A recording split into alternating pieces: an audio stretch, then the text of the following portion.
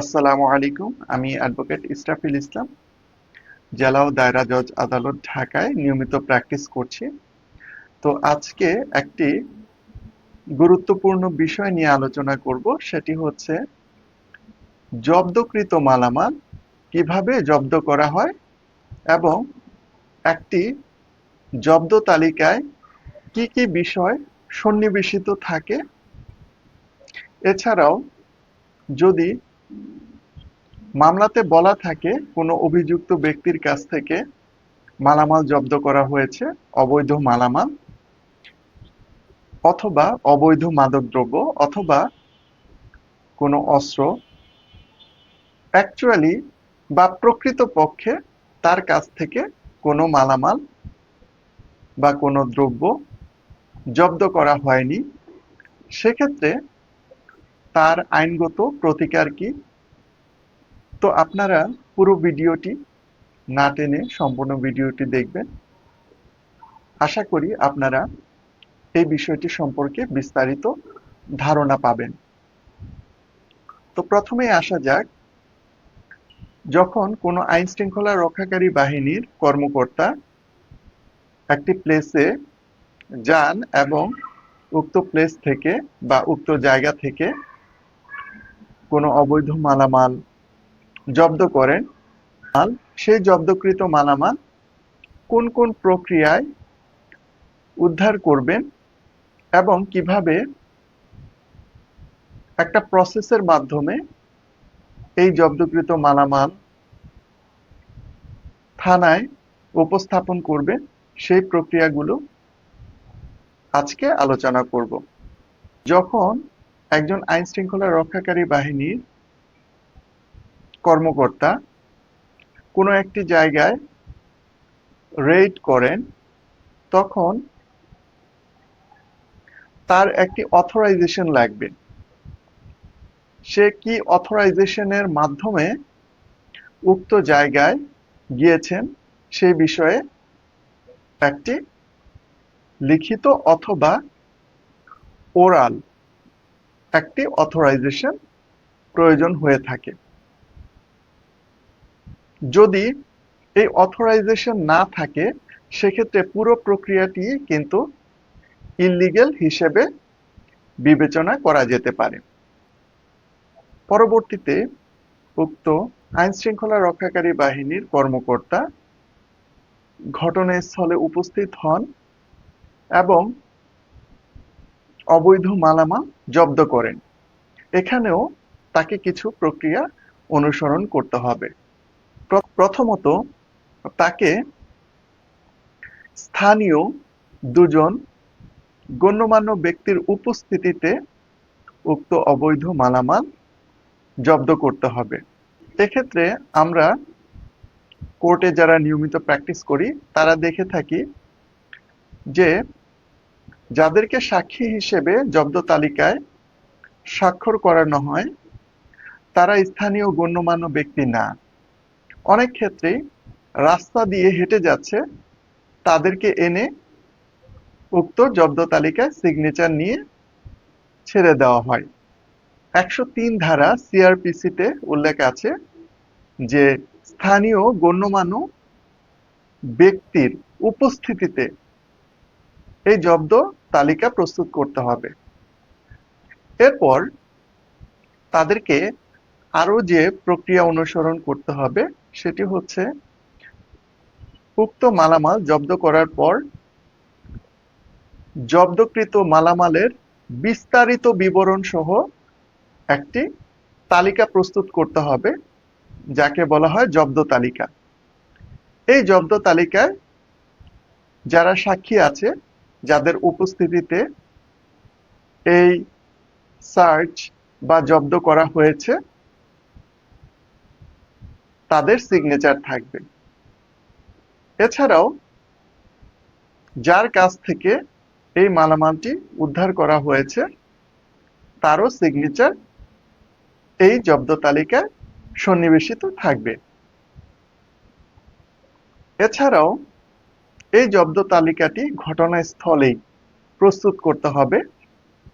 এটা থানায় বসে বা অন্য কোনো জায়গায় প্রস্তুত করার কোনো নিয়ম নেই। এরপরও দেখা যায় আমরা যখন জব্দ তালিকা প্রস্তুতকারী ব্যক্তিকে জেরা করি তখন দেখা যায় যে এই জব্দ তালিকা ঘটনাস্থলে প্রস্তুত করা হয়নি, এটি অন্য কোনো জায়গায় অথবা থানায় বসে প্রস্তুত করা হয়েছে। তো এটি আইনের ব্যত্যয়, যার ফলশ্রুতিতে অভিযুক্ত ব্যক্তি খালাস পেতে পারে। এছাড়াও জব্দ তালিকায় কখন এই মালামালটি জব্দ করা হয়েছে তার বিস্তারিত বিবরণ উল্লেখ করতে হবে। কয় ঘটিকার সময়, কোন দিন, এই বিষয়গুলো বিস্তারিতভাবে জব্দ তালিকায় উল্লেখ থাকতে হবে।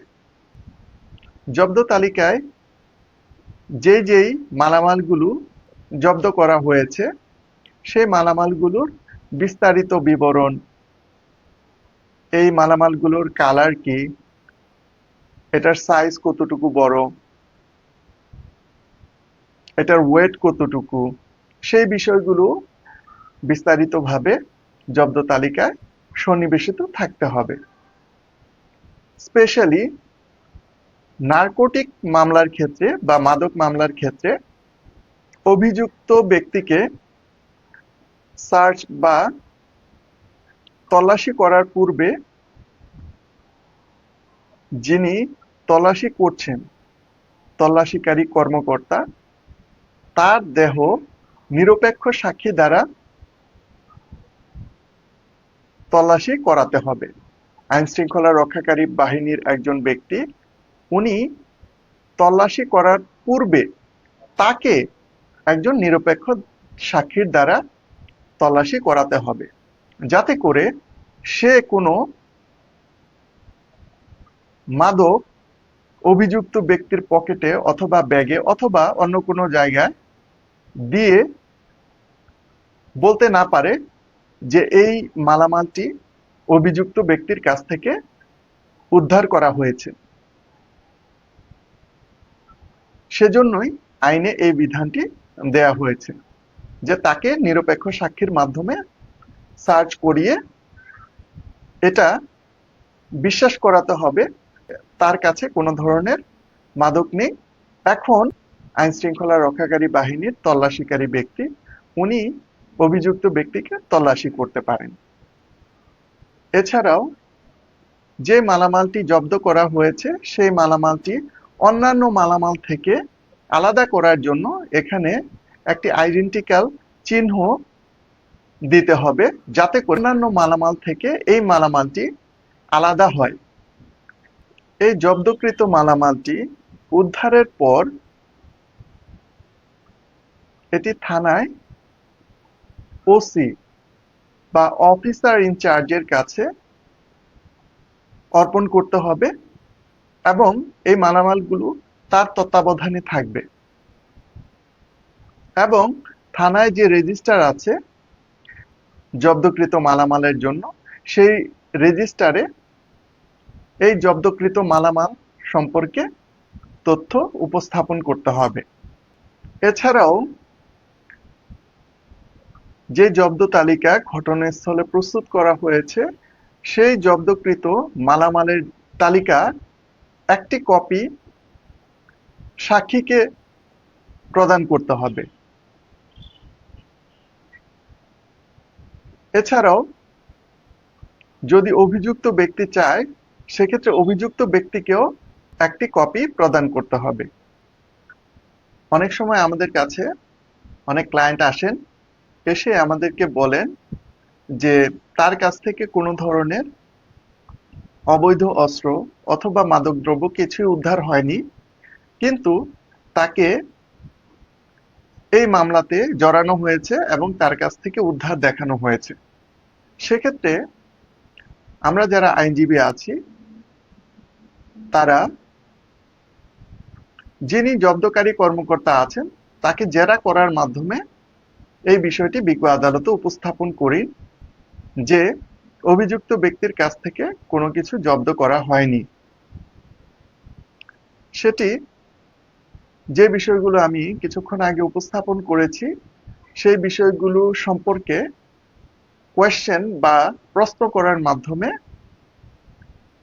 আমরা এই তথ্যগুলো বিজ্ঞ আদালতে উপস্থাপন করতে পারি।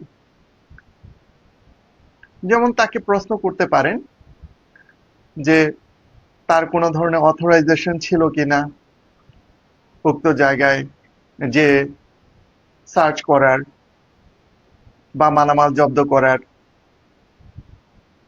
এবং স্থানীয় ব্যক্তি ছিল কিনা যাদের উপস্থিতিতে এই মালামালগুলো জব্দ করা হয়েছে। যদি স্থানীয় ব্যক্তি থেকে থাকে, স্থানীয় ব্যক্তিদের নাম কি, তারা কি সিগনেচার করেছে কিনা জব্দ তালিকায়, জব্দ তালিকা কি উক্ত স্থানে প্রস্তুত করা হয়েছে কিনা নাকি থানায় বসে প্রস্তুত করা হয়েছে, মালামাল জব্দের পর কোনো ধরনের আইডেন্টিক্যাল চিহ্ন বা মার্ক ওই জব্দকৃত মালামালে দেওয়া হয়েছে কিনা, মালামালগুলো সিলগালা করা হয়েছে কিনা,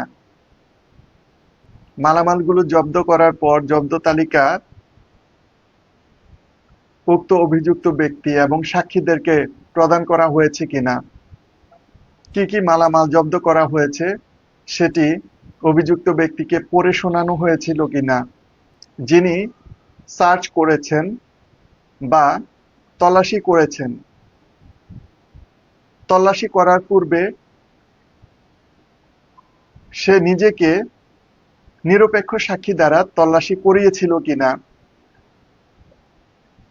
মালামাল জব্দের পর উক্ত জব্দকৃত মালামাল থানার রেজিস্টারে উল্লেখ করা হয়েছে কিনা বা অফিসার ইনচার্জের তত্ত্বাবধানে দেয়া হয়েছিল কিনা, মালামাল জব্দের সময় যদি আইন শৃঙ্খলা রক্ষাকারী বাহিনী কোনো ব্যক্তিকে সাক্ষী হিসেবে উপস্থিত হওয়ার জন্য বলেন এবং উক্ত সাক্ষী যদি সাক্ষী হিসেবে উপস্থিত হতে না চান, সেক্ষেত্রে তার বিরুদ্ধে আইনানুগ ব্যবস্থা গ্রহণ করা হয়েছিল কিনা সেই বিষয়গুলো উপস্থাপনের মাধ্যমে বিজ্ঞ আদালতে বিষয়টি পরিষ্কার করা হয় যে অ্যাকচুয়ালি অভিযুক্ত ব্যক্তির কাছ থেকে কোনো ধরনের মালামাল উদ্ধার করা হয়নি। তো এভাবে বা প্রকৃতপক্ষে অভিযুক্ত ব্যক্তির কাছ থেকে কোনো মালামাল উদ্ধার করা না হয়, তাহলে জেরা করার মাধ্যমে সত্যটা বিজ্ঞ আদালতে উপস্থাপন করার মাধ্যমে অভিযুক্ত ব্যক্তিকে খালাস করানো যায়। কিন্তু যদি অভিযুক্ত ব্যক্তির কাছ থেকে মালামাল জব্দ হয় কিন্তু আইন শৃঙ্খলা রক্ষাকারী বাহিনী নিয়ম বহির্ভূতভাবে জব্দ করেন, সেক্ষেত্রে অভিযুক্ত ব্যক্তির শাস্তি হতে পারে, কিন্তু এই নিয়ম ফলো না করার কারণে শাস্তির পরিমাণ কমে যেতে পারে। আবার অনেক সময় অভিযুক্ত ব্যক্তি খালাসও পেতে পারেন। এ কারণে যারা আইন শৃঙ্খলা রক্ষাকারী বাহিনীর কর্মকর্তা আছেন, আমার এই ভিডিওটি দেখছেন, তারা জব্দ তালিকা প্রস্তুত করার সময় খুবই সতর্কতার সাথে জব্দ তালিকা প্রস্তুত করবেন, যাতে করে যিনি প্রকৃতপক্ষে ক্রিমিনাল তিনি শাস্তি পান, কিন্তু কোনো নির্দোষ ব্যক্তি যাতে শাস্তি না পান। তো আপনাদেরকে অসংখ্য ধন্যবাদ এই ভিডিওটি দেখার জন্য। পরবর্তী ভিডিও দেখার আমন্ত্রণ জানাচ্ছি। আল্লাহ হাফেজ।